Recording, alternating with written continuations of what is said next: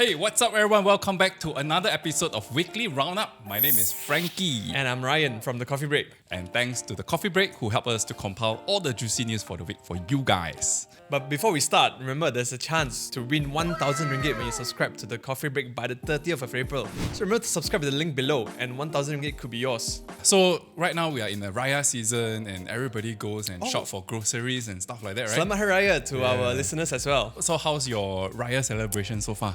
Been good. I think it's a chill couple of days for me. I was in town, not many cars. I quite enjoyed the peace. I think it's similar like Chinese New Year lah. Right. You know, that people are traveling. I think that's the thing about Malaysia, right? People are traveling up north, down south, like Muslims, Malays, non-Malays, Chinese, Indians, everyone is traveling. So it's good. It's good for the economy.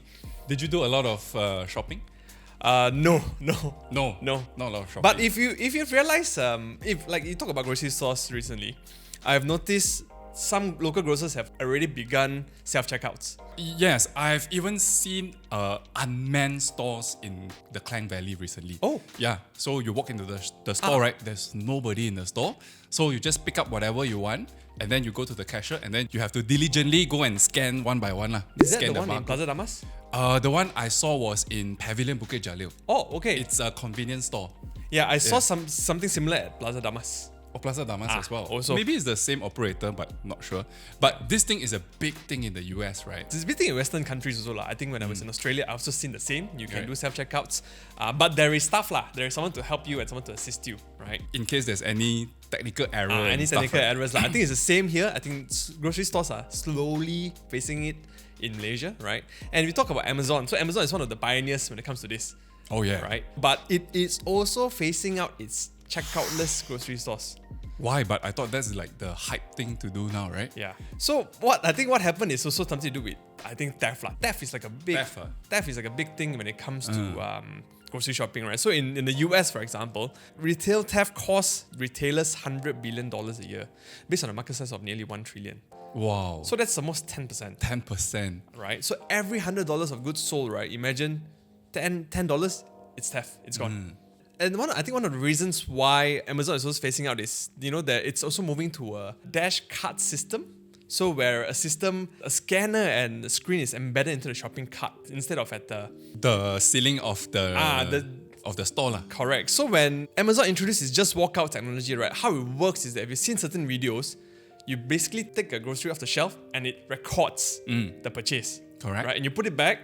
It records that you put it back. You put it back lah. So when you check out, you just have to tap with with a phone or with a card, and then it knows what you have purchased throughout your journey in the grocery store, right? And when it first introduced, it lauded the technology and cited, artificial intelligence in the form of machine learning algorithms.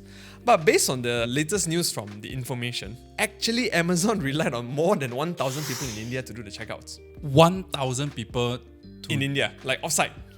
To actually do the checkout, to actually do the tabulation, someone is actually eyeballing your purchases. It's not really algorithm per se or AI lah, but it's more of a physical person doing the checking. Right. So wow, it looks very high tech and whatnot on inside the store because there's unmanned, but actually there are a lot of support happening in the country of India. Correct. If you've seen recently as well, I think there were a few videos that pop up on Instagram or TikTok that have shown that this kind of service is also available in terms of hotels and also like at restaurants, at F&B. Like there is no physical cashier, but a virtual cashier. But the thing about all these restaurants and hotels is that you need to pay money first and then you only get your food or you only get to check into your room. Correct. But instead of paying like a cashier there at let's say in terms of instead of paying a cashier full-time price, let's say in New York, minimum wage is about $16 per hour. They're just paying someone else a quarter of the price in the Philippines and working virtually because all you have to do is just take orders and ensure that those are correct, ensure someone makes the payment and then the order goes to the kitchen and the kitchen maybe just have to drop the food out, right? So you save like a quarter of a cost for your cashier. So this one still makes sense, right? I mean, yes, on one hand you need 1,000 Indian people in India to help you to manage all the AI system in the unmanned store in the US. But maybe because the total cost is still cheaper than you're hiring an American to man the store. Correct. It is probably the case. Okay. So Amazon was probably the first that started this, but just made it very high tech with a lot of cameras installed just to show it paperless Paperless grocery store lah, right? But it's not easy because There is this term that I've also learned while researching this news is retail shrinkage. What is retail shrinkage? So retail shrinkage occurs when a company loses inventory from causes other than sales, right? So it can come from theft, clearly. Okay. Employee theft. Also, this, you know, when you take stocks, let's say I stock 100 packs of sugar in this store, but actually when I do my day end check, I got 98. So 2 has gone missing, right? Right. Yeah. Okay. So it could also become because of administrative errors and operational loss. And self-checkout machines actually are a huge driver of shrink, this retail shrink, with losses totaling 3.5% of sales, according to Grab & Go Chief Executive Will Glazer. Glazer said this is actually 16 times more than traditional cashiers. Actually, I have similar experience before. You know all these self-checkout machines, right? Okay, now I need to admit that this is purely by mistake. Yep. Is that, you know, you have a whole cart of things that you want to buy. Yep. You go to your checkout counter. You need to scan things yourself, right? One by one. Correct. And then by the time you check out, right? And then when you put things into your cart, then suddenly you realize, hey, shit, this one I forgot to scan because it's like so small item and it is drowned inside because the big cart, right? Then it's like, oh damn, you know, I forgot to pay for this, but I wouldn't just go all the way back just to pay for it, right? Correct. So I'll just like, never mind lah. Maybe next time I'll be more diligent. What I've seen certain apparel stores, is that they use RFID. But those are bigger ticket items, right? You remember the time we talked about 99 Speed Mart, the average ticket size or average customer purchase is about 20, 30 ringgit. Grocery stores probably about 100 or 150. And per item wise is, you know, it's going to be very expensive to just have RFID technology just for per item, right? But for apparel, I've seen that, you know, people have just used RFID and check out. So one was sports, I think one is a big chain. And I see that works because per apparel itself is probably 80, 50 ringgit. Yeah. And that investment in RFID makes it worth it lah. Yeah, it's also tough, I think, for the small business retailers, right? Where 70% said their money losses from theft. This is in the US. It's actually between $500 to $2,500. And 10% of them said thefts accounted for more losses of more than $2,500. It's not easy running a grocery store. I think also that's why you look at why online shopping has picked up. Why Amazon also is not really relying on physical but also having an online store. Right? So now Amazon is saying that by installing dash carts, that means putting camera onto your cart itself, it is going to eliminate this kind of error, I suppose. I don't think it will eliminate. Like any system, there's bound to be error. Maybe the margin of error is much smaller lah. So instead of maybe from every $100 you sell, you lose maybe at currently, don't know, maybe you lose $10, let's say. Maybe you lose 5 instead lah. But immediately I can see one problem already. Because it's a dash cart, right? You put a camera on the cart. What if I don't put the item into the cart? I put it straight into my pocket. Yeah, it's still a common issue lah. Yeah. So RFID may be the way to work. So maybe the moral of the story is actually the world hasn't cracked the code on how to do an unmanned store effectively. We are still trying to look for different methods and different way to do it. And I think anybody who can break the system, right, is going to make a lot of money. Yeah. And it looks like the forefront now is still Amazon, but we never know. We have all these Silicon Valley companies. They come up with all the fancy techs that can help us to improve the efficiency and effectiveness of a business. Who knows? Maybe one day we can really have a truly unmanned experience when shopping. I think I agree with you when it comes to Amazon being at the forefront of this, because at the end of 2023, right, they have a cash pile of $86 billion. And this is after accumulating a record-breaking of $32 billion of free cash flow last year. So Amazon is expected to double the figure this year, according to Bloomberg. And usually when companies have a lot of cash reserve, what do? They can either distribute it out as dividend or they reinvest it back to the business. Correct. So who knows? I mean, this is also not financial advice, but Amazon's cash balance could surpass 100 billion this year if they don't know how to deploy.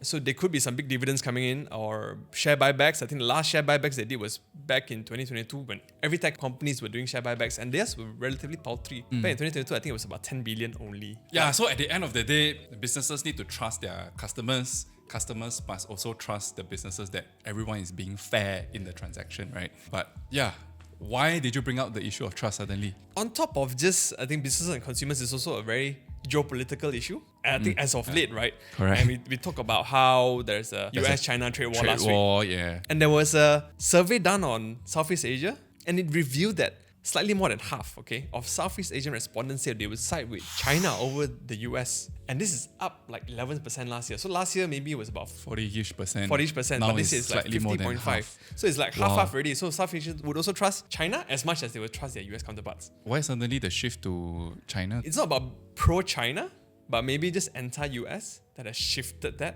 Yeah. Okay. Makes sense, possible. Um, yeah.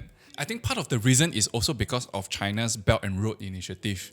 They Correct. see real money plowing into their economy by building all the railroads, all the seaport, all the heavy industries all come to this part of the world, right? Like, for example, Malaysia, who have benefited quite a lot from this Belt and Road Initiative from China. We can see immediate impact to our Malaysian economy as compared to the US, where what they like to do is they sign all this treaty, all this agreement yes. with you, but the impact you may not see it in the immediate term. Maybe 10 years, 20 years, or even 50 years down the road. And, people today being a little bit more impatient, they want... Immediate infrastructure, that can have Correct. immediate spillover effect. Right. Okay, not immediate, but not in like 10, 15 years. Yes. Maybe like correct. 5 years, if you build a project this year, actually, the spillover effects will come probably at the completion of the project. But it's not cheap. It comes at a cost. So China has funded over 20,000 infrastructure projects across 165 countries. Wow, 20,000 infrastructure projects. Yeah, over the 2 decades, over from 2000 to 2021, under the Belt and Road Initiative. Wow, just imagine if one project is $1 billion. 20,000 projects is $20,000 billion. I don't know how much is that in trillion. 20 trillion. 20 right? trillion. 20 trillion. But not so much, right? So the aid and credit they have given over the past 2 decades is approximately $1.3 trillion. 1.3 trillion. Okay. But it's still quite a substantial amount, Yeah. right? So according to aid data, around 2/3 of financing by China, right, goes to a country where neither China or the US holds a clear advantage. Oh. So it's trying to sway. This It's trying to is sway interesting. Okay. right? So aid data actually identified a give and take strategy. So according to them, if a foreign government increases its shares of votes at the UN General Assembly that aligns with China by 10 percentage points, it can expect an average increase in 276% in financing from Beijing. So just have to be more pro-China, but you get that. This is politics. It is. It is is definitely politics. politics. I mean, you look at Malaysia. You say Malaysia is One is of the beneficiary Correct. of China's infrastructure projects, right? You look at Bandar Malaysia. Although Bandar Malaysia is Halted. At it's this halted. point. There's Malacca Gateway, Forest City. Okay, also not Forest City is probably not the best example. There is a Germas Johor double tracking, the East Coast Rail Link. Yep. You have the Malaysia China Kuantan Industrial Park and Port, And a possible revival of the high-speed the rail project. HSR, which Yeah. is all part of the BRI lah. Yes. Right? So all these infrastructure projects, all this money, It's a lot of politics, and because of that, I think a lot of ordinary people they lose trust in the politician and to a certain extent to the government as well. Yes. Which is one of the reasons why cryptocurrencies, especially Bitcoin, is going up in prices, because it is based on a trustless system. Everything is being pre-programmed, so you don't need to worry whether somebody powerful will say that, hey, I want to print more money or I want to increase interest rate. US. Yeah, so don't have this kind of worry because everything is pre-programmed, and when the block time hits, and then the smart contract will just trigger some kind of action in the blockchain. So with the halving coming in just a few days, Yeah, I think probably the at world time is of getting release. very excited with how Bitcoin prices is going to react. And I was just reading this one article, right? Robert Kiyosaki, the author of Rich Dad Poor Dad, yeah. right? Now, everyone knows that he supports Bitcoin, right? No, but I thought he's a big real estate guy. He's He a built big his- real estate guy. He is also a big investor in gold, silver, and very recently he's also very into Wow, cryptocurrencies. that's a shift. Well, he has been a supporter for quite a while already, actually. But the point is that while he's a big supporter in Bitcoin right now, he actually don't buy the idea of Bitcoin ETF. Oh, Yeah, so he said that for an investor like him, he prefers the real physical assets. So Okay. he buys gold, he buys silver, he buys real asset. But he thinks that when you go into all these Wall Street products like ETFs, you are putting an extra layer on top of the assets. And what happened is that all the managers of these assets, they get a cut of the assets. of course. Yeah, because you need a Fee fund. lah. Yeah, a You know, fee, there's a fee income a lah for fee them. for the ETF manager to manage the funds. And if you're able to buy the physical asset directly, so why would you want to do that? So that is the centerpiece of this article. So he's not buying into ETFs at all. at least from what I can read from the article, is no. He only has real Bitcoin directly, and he doesn't buy any of the ETFs. And he doesn't like the idea of REITs as well. He thinks that if you can buy the real asset itself, why would you want to invest in the REIT? Yeah, Again, it's the same concept, right? Because REIT has REIT managers that will take a portion of the rent away to manage the property. So therefore, why do that when you can do it yourself? Yeah, but it's different when it comes to like real estate and REITs, right? Because REITs, you don't have to have such a big capital outlay. Whereas That for is real true. estate, you do need it. That right? is true. I'm sure the reason why he's saying is, and I think is because he's at a head start in this Correct. game. And he has a lot of money. He can Yeah. afford to buy all these real estates, Yeah. a big position on gold, on Bitcoin and stuff like that. But for ordinary people, Like myself. yes, and like me as well, is that we do not have the money to buy like one Bitcoin, which is like $70,000 today, right? But what we can do is, if we are able to buy a small portion of the asset via exposure to the ETF or REITs and all that, it still makes sense. It still makes sense. It's the diversification kind of way lah. Yeah, and in fact, Robert Kiyosaki also mentioned this as well. He says that while this is what he does, everyone should think for themselves and see what is the best for you, right? For him, the best way is to go direct because he has the funding, he has the capability to do it. But for most people, we don't have time to manage all these assets. Maybe it's a good way to delegate that task to a fund manager to help you to manage it, and therefore you pay a fee to all these fund managers. I think it still makes sense. But anyway, this is just his personal opinion. Everyone has their right to have their own opinion. But yeah, And his target price is also quite high, right? What is his target price? he thinks Bitcoin will reach 2.3 million. $2.3 million per Bitcoin. 2.3 million. Wow. Yeah. So based on today's prices, that's like 33 times more, man. Based on 70,000 price, right? I think it's hovering about 70,000 at the point of recording. It's going to be 33,000 Yeah. upside. He's not the only one who thinks that Bitcoin can go to 2.3 million. There's another investor, Katie Wood, the CEO of ARK Invest. She also thinks that Bitcoin can go up to as high as that level. Do you think so? Let us know in the comments below. And if you think so, when would it happen? Yeah, so speaking about Bitcoin and all these things, right? Actually, a big part of marketing of all these cryptocurrencies happens on the social media, right? If you turn on your Instagram or your YouTube, you can find tons of contents talking about cryptocurrencies. A lot of shills lah. A lot of shows talking about Yeah. cryptocurrencies. But you have found something interesting about all these social media platforms as well? Yes, so in a recent court filing, right, that it has been revealed that Instagram, okay, in 2021 generated ad revenue of 32.4 billion, Okay. which is a quarter of Meta's overall revenue, and app has also surpassed YouTube. So YouTube has known to be like a giant in advertising revenue, right? Because every time you watch a video, there are ads. Unless you subscribe to Premium, there are ads, right? And YouTube that year generated 22.8 billion, which is very sizable already. But can you imagine Instagram generated even more? Yeah, I still recall that time Meta bought Instagram for $1 billion. This is like ages ago, and people just laugh at it. Like, Yeah. why did you buy this picture sharing platform for $1 billion? What can you do with it, right? Yeah. And today, this is what it is. Back then, it had 30 million users and zero revenue. So it just didn't make sense. Oh, why would you buy? Yeah, correct. But it turns out to be one of the best deals ever. But despite its massive revenue, I mean, there are a lot of Instagrammers, like every one of us, we are all Instagrammers, but there are not that many YouTubers. So Instagram, right, actually spends less compensating its creators, unlike YouTube.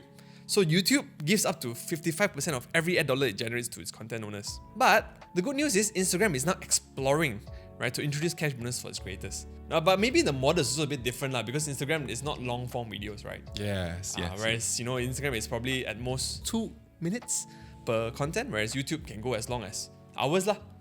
Yeah, so they are now looking to drive that growth even bigger, to drive the revenue even more. They're going to create more engaging videos. They're going to, giving cash for engagement on Reels, photo carousels, and single image photo posts. It's called the Spring Bonus Program. It is still being tested on an invitational basis for selected creators in the US, Japan, and South Korea. And Meta is also testing the incentive on Threads, which is the Twitter X rival lah. But I feel they don't really need to come down to this strategy, because it comes down to the barrier of entry to become a content creator in these two very different platforms. To become a YouTuber, you need to have a camera, you need to talk in front of the camera. The skill set is very different. You need to be confident talking in front of the camera, right? Whereas social media, all you need is just your phone, and then you just type a few words and it can become a post. So the barrier of entry is it's much lower and it's lesser effort for you to post something on it. So therefore, the nature of the business is you don't really need to incentivize people to make a post on platforms like Instagram or Thread compared to YouTube. But why are they doing that now? Is there a shift from Meta? I think because the competitions are starting to get tougher. Like TikTok. Like TikTok, right? So basically all the platforms are trying to pull more content creator to their platform, right? So TikTok being one of the largest platform in the world, IG, maybe they see some threat over there, so maybe they want to throw in some incentive to pull people back from TikTok to Instagram. I don't know. There's YouTube Shorts also lah. Yeah, right? But the point I want to make here is that by just normal demand and supply, I think all these social media platforms don't need to do much. But when you talk about competition to pull more content creators over to your platform to create content on your platform, then I think all this spring bonus program and whatnot, it will work. So probably it's getting harder and harder to become a social media influencer and KOL. Just before we wrap up, I think if you talk about X also, there's a bit of irony in it, man. Like this could be a bit old, okay? So back in 2012, actually Twitter bought Wine. Which is actually like a similar short video service, but just never picked up. So it's all about timing and how people interact with content. Because Wine was quite funny. I think Wine was maybe meant towards more meme stuff back then, right? But it didn't pick up. Twitter didn't monetize it. Twitter didn't do anything useful with it. Until today, Twitter is still not monetizing compared to other platforms. So it's very funny how but despite having bought a platform that allows them to do it, but it just never picked up. And how we know all that is because we read the news. Yeah, so subscribe to the Coffee Break that summarize all the interesting news and send it to your email from Mondays to Fridays. Okay, I think that's all we have for the week. Yeah, and hopefully next week we have more interesting news to share with you guys. Stay tuned. And by the way, if you like to listen to us, we are also on Spotify. Please tune in to the weekly roundup by the FAQ show. So see you guys again next week. Ciao.